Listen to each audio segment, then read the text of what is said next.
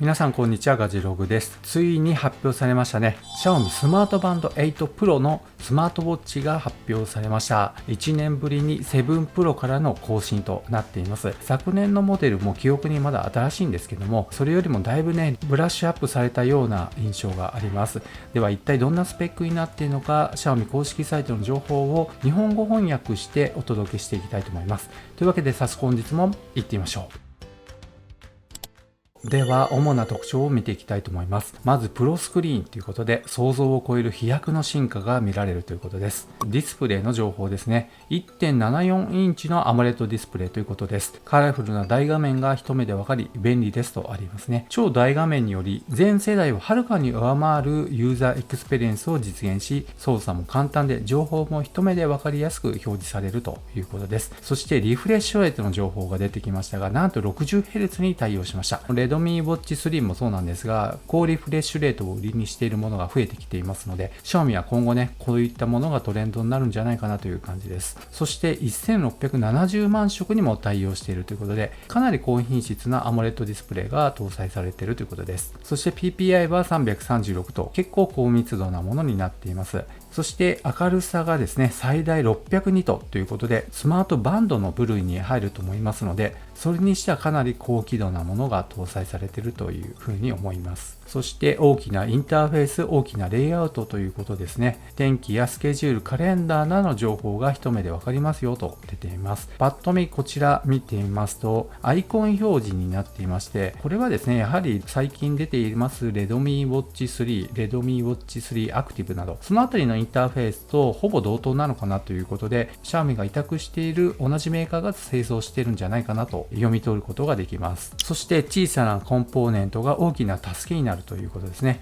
ウェジェット機能もしっかり入っています。ダイヤルをって書いてありますけどね、文字盤を右にスワイプすると4つの画面を自由にカスタマイズすることができて、よく使うスポーツモニタリングや健康モニタリング、天気、スケジュール、決済、音楽などの機能を任意に組み合わせることができるということです。ということでね、この辺もやはり先ほどの Redmi Watch 3系統ですね、インターフェースがもうほぼ同等ですね。そして何百ものスタイリッシュなダイヤルで遊べるということで、文字盤がこのようにね、いろいろありますよと出ています。このあたりの作り込みっていうのはね、やはり Xiaomi ブランドで出してくる以上、徹底的にやってるんじゃないかなと思われます。結構かっこいいものが多いんじゃないかなと思います。こういったね、感じのエレガントな文字盤も搭載されているということです。そしてボディのね、素材というかデザインになってきました。プロのデザイン、絶妙な質感、寛大でシンプルと出ています。このシルバーのメッキ加工なのか、本当にステンレスなのか、ちょっと今のところ分かりませんけども、すごい高級感があることが分かります。そしてカラーリングバリエーションになりますが、2種類の金属光沢と絶妙な質感ということで、このブラックボディとシルバーモデルの2色展開になっています。もしかしたらこちらがですね、値段が高いのかもしれませんね。このバンドと込みのお値段、そしてこのシンプルな方ですね、ブラックボディとこのシリコンバンド、この組み合わせが一番最安なんじゃないかなと思います。ということで、ちょっと補足にはなりますが、他メーカーはこういったものにね、よくサイドボタンとか装着していますが、今回もこの Xiaomi スマートバンド8 Pro にはサイドボタンは搭載されていません。そしてパーソナライズされたテイストを備えた真新しいクイックリリースでしょうかね。いつでも適用可能ですよとあります。ここにね、交換バンドの部分に金具がついていまして、簡単に取り外しができるように、そういった構造になっているということですね。ワンタッチでこのバンドが外れるようになっていると思われます。この辺の作りはいいですね。例えばどんなバンドがあるかということなんですけども、本側のリストバンドが準備されているということです。このホワイト系、アイボリーでしょうか。そしてこのブルー系のものもですね、非常に高級感が出ていますね。とてもね、スマートバンド系統とは思えないような質感、見た目になっています。そしてちゃんとね、こういったスポーツモデルがあります。ナイロンループ系になります。やっぱりこの夏、特に暑い時、通気性が求められる時に、この形状のものは本当に嬉しいなと思います。このデザイン性もそうですしね、このカラーリングもすごく洗練されてるなと思います。ミラネーゼのリストバンド、独特の精度、クラシックな解釈とありました。Apple Watch でミラネーゼね、ずっと最初からラインナップされてきましたが、全く同じか分かりませんが、そのような構造のもの、金属のバンドがしっかり用意されています。そして安い方になると思いますが、 TPU 素材のリストバンドということです。このネイビー、ホワイト、イエロー、ブラックでしょうか。こちらの4色展開で準備されているようです。他にもね、ありそうですけども、とりあえずここでね、今4色出ています。TPU 素材ということですね。それでは、プロフィットネス、プロフェッショナルかつ正確とありますけども、ヘルスケア関連やアクティビティ、ワークアウトですね。そのあたりの情報になってきます。まずワークアウトの種類になりますけども、150種類以上ありますよと出ていますね。この数値はね、なかなか多いんじゃないかなと思います。おそらく皆さんがされるスポーツは該当するんじゃないかなと思います。次はなんとスマートバンドにこれが搭載されています。前もそうでしたけども、独立した GNSS5 つの衛星測位になりますね。これが軽快に実行可能ですよとあります。内蔵の独立した GNSS チップですね。グローバルナビゲーションサテライトシステムになりますが、携帯電話との併用だけでなく、単独での動きに対応してますよということですね。搭載していますのは中国のベイド、そしてアメリカの GPS、ロシアのグロナス、ヨーロッパのガリレオ、日本の QZSS を含む5つの主要な衛星システムをサポートしてますということで、5種衛星測位に対応しています。これはすごいですね。なかなかスマートバンドには搭載されているものはやはり少ないんですけども、Xiaomi スマートバンド7も含めましてね、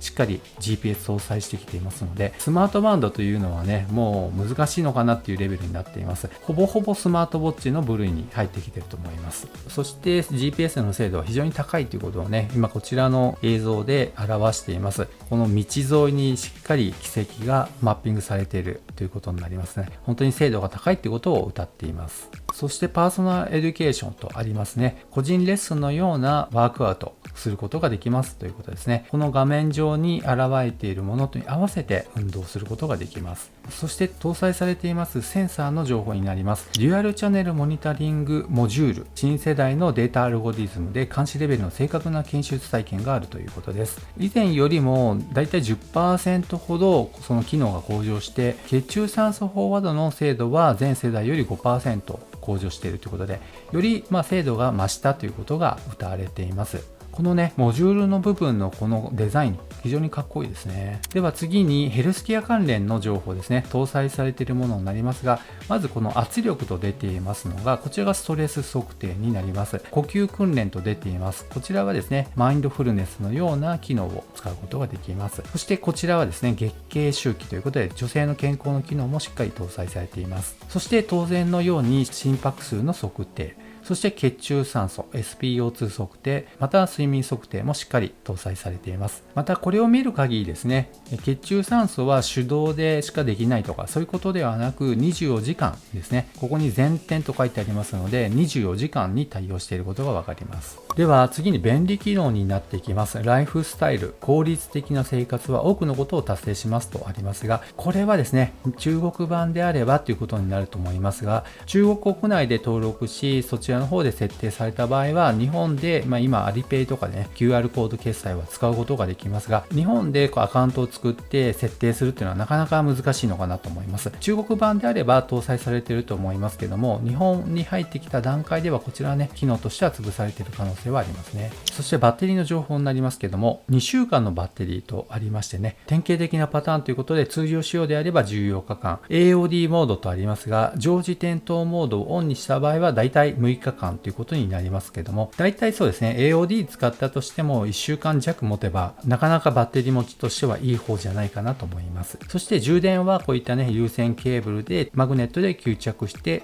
という形になっています。またこのあたりは中国版のみの機能かもしれませんが、多機能 NFC になります。これはね、銀聯カードかもしれませんが、中国のそういったクレジットカードをですね、デビットカードのようなものを登録して使うことができるようです。それを NFC 決済の端末にかざすことによってお金を払うことができるということですね。そしてまた Xiao AI になりますが、この辺もやっぱりね、Google や Amazon の音声アシスタントのようなものの Xiaomi 版ということになります。そして防水機能としては5気圧防水ということで GoATM に対応しています。ちなみに GoATM の防水機能に関しましては、よくね、ご質問いただくんですけど、ここに出ていますが、まず温水シャワーですね。ここが一番重要になりますが、サウナで適してはいませんよということがしっかり書かれていますので、使うことはできるかもしれませんが、適してはいないということですので、故障の原因になる可能性が非常に高いということだけは踏まえておいた方がいいと思います。ということでまだ触れていない詳細スペックを見ていきたいと思います。こちらねちょっと中国語からまだ変換されていない状態になっていますが、だいたい見ればねわかるんじゃないかなと思います。こちらの数値ね屏風という風に書いてありますが、アムレットディスプレイのピクセル数になりますが、横が336ピクセル、縦が480ということになっていて、非常に高精細になっていると思います。そしてセンサー類になりますね。まず一番上が加速度センサーですね。そしてジャイロセンサー、そして光学式心拍数および血中酸素センサー、そして一番下に周囲光センサーと出ていますので、自動調光にねこちら最後対応しているということが分かります。そしてボディが先ほどシルバーのメッキ加工されているもののようなものありましたけど、これはですね繊維高強度ポリマーということになっています。ですのでボディそのものはステンレスということではなく、あくまでも塗装でそういったねメッキ加工されているってことが分かります。そしてこちらがバイブになりますけど、ローターモーターと出ていまして、いわゆる回転するタイプのバイブ振動になります。アップルウォッチのようなハプティック系ではありませんので、結構大きめのねバイブ振動が来るんじゃないかなと思います。こういった従来タイプの方がねなんとなく強い気はします。そしてバッテリー容量は 289mAh と、これはちょっとね、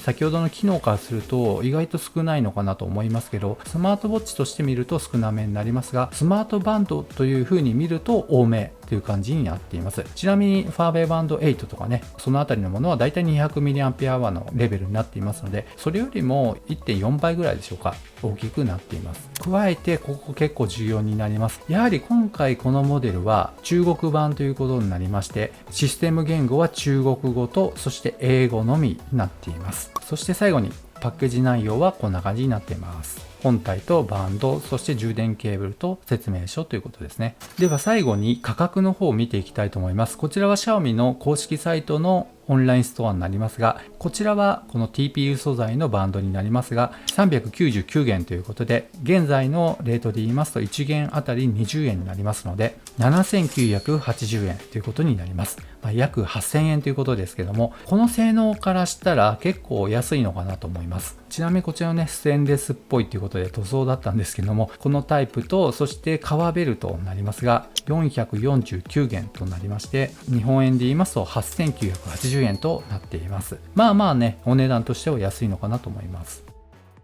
はい。ということで今回ね、Xiaomi から出ました Xiaomi スマートバンド8 Pro になりますけども、いかがだったでしょうか。個人的にはこのデザインなかなか秀逸だなと思いまして、すごく洗練されていますし、AMOLED ディスプレイの性能、リフレッシュレートも非常に高くなっていますので、使いやすいんじゃないかなと思います。GPS も搭載していますし、ヘルスケア関連もほぼほぼ24時間で測定する機能として、心拍数や SpO2、睡眠モニタリングですね、バッチリ入っています。またワークアウトも150種類以上、文字盤もね数多くのものがありますので、おそらく日本語で使うことができるものであればきっと満足できる一台になるんじゃないかなと思います。ただまだ中国版ということでですね、早速購入するっていうのがなかなか敷居が高いっていうのもあると思いますし、アプリの方をね英語で使うのか中国語でそのまま使うのかっていうこともおそらくあるかと思いますので、その辺はちょっとご注意ください。というわけでね、今後グローバル発表、そして日本市場に投入されることを願いながら待ちたいと思います。